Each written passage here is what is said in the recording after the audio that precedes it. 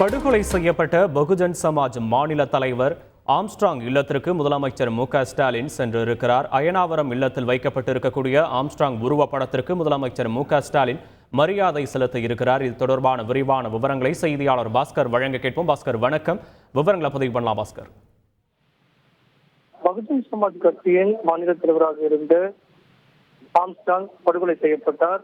அரசியல் கட்சியினர் அவருடைய உறவினர்கள் நண்பர்களிடம் அஞ்சலி செலுத்தினார்கள். இன்று தமிழக முதலமைச்சர் மு.க.ஸ்டாலின் தலைமைச் செயலகத்திலிருந்து 10:40 மணிக்கு புறப்பட்டு ஆம்ஸ்ட்ராங் இல்லம் இருக்கக்கூடிய அயனாவரத்துக்கு சென்றார். அயனாவரத்தில் ஆம்ஸ்ட்ராங்குடைய இல்லத்துக்கு சென்று அங்கு வைக்கப்பட்டிருந்த ஆம்ஸ்ட்ராங்குடைய திருவுருவப் படத்துக்கு மரியாதை செலுத்தினார். ஆம்ஸ்ட்ராங்குடைய மனைவி புற்படிக்கு ஆறுதல் தெரிவித்தார். குடும்பத்தினருக்கு ஆறுதல் தெரிவிக்கக்கூடிய தமிழக முதலமைச்சர் வீட்டிலிருந்தும் தற்போது புறப்பட்டிருக்கிறார்.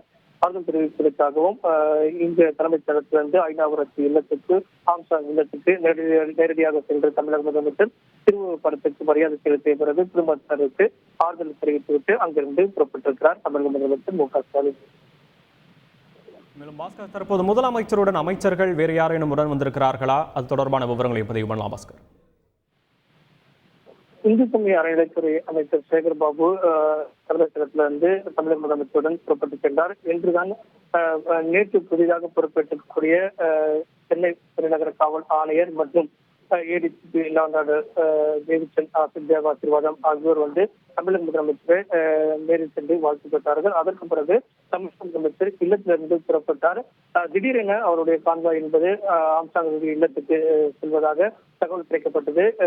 திடீரென்ற புறப்பட்டதன் காரணமாக காவல்துறையுடைய பாதுகாப்பு எதுவும் இல்லாமல் அதே நேரத்தில் யாருக்கும் அமைச்சர்கள் மற்றும் அதிகாரிகள் மற்றும் அங்கிருக்கக்கூடிய திமுகவினர் உள்ளிட்ட பலருக்கும் எந்த விதமான தகவலும் தெரிவிக்காமல் திடீரென புறப்பட்டு சென்றார். தலைமைச்சரத்திலிருந்து 10:40 மணிக்கு புறப்பட்டு ஒரு 11:10 மணி அளவில் அங்கு சென்று குடும்பத்தினருக்கு நேரில் சந்தித்து ஆறுதல் தெரிவித்தார் தமிழக முதலமைச்சர் மு.க.ஸ்டாலின். செய்திகளை உடனுக்குடன் தெரிந்து கொள்ள உடனே சப்ஸ்கிரைப் பண்ணுங்க.